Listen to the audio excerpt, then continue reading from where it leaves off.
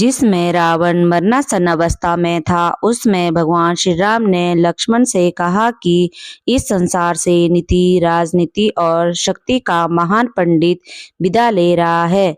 तुम उसके पास जाओ और उससे जीवन की कुछ ऐसी शिक्षा ले लो जो और कोई नहीं दे सकता। श्री राम की बात मानकर लक्ष्मण मरणासन अवस्था में पड़े रावण के सिर के नजदीक खड़े हो गए। रावण ने कुछ नहीं कहा। लक्ष्मण जी वापस राम जी के पास लौट कर आए। तब भगवान ने कहा कि यदि किसी से ज्ञान प्राप्त करना हो तो उसके चरणों के पास खड़े होना चाहिए, ना कि सिर की ओर। यह बात सुनकर लक्ष्मण जाकर रावण के पैरों की ओर खड़े हो गए। उसमें महापंडित रावण ने लक्ष्मण जी को 3 बातें बताई जो जीवन में सफलता की कुंजी हैं।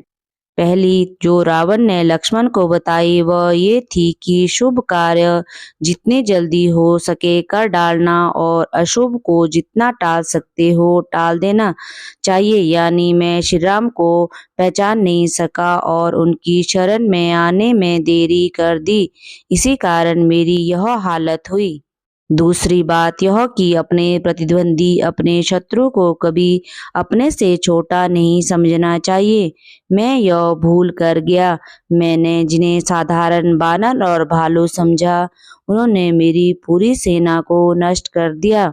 मैंने जब ब्रह्मा जी से अमरता का वरदान मांगा था, तब मनुष्य और बानर के अतिरिक्त मुझे कोई ना मार सके, ऐसा कहा था, क्योंकि मैं मनुष्य और वानर को तुच्छ समझता था।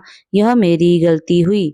रावण ने लक्ष्मण को तीसरी और अंतिम बात ये बताई कि अपने जीवन का कोई राज हो तो उसे किसी को भी बताना नहीं चाहिए।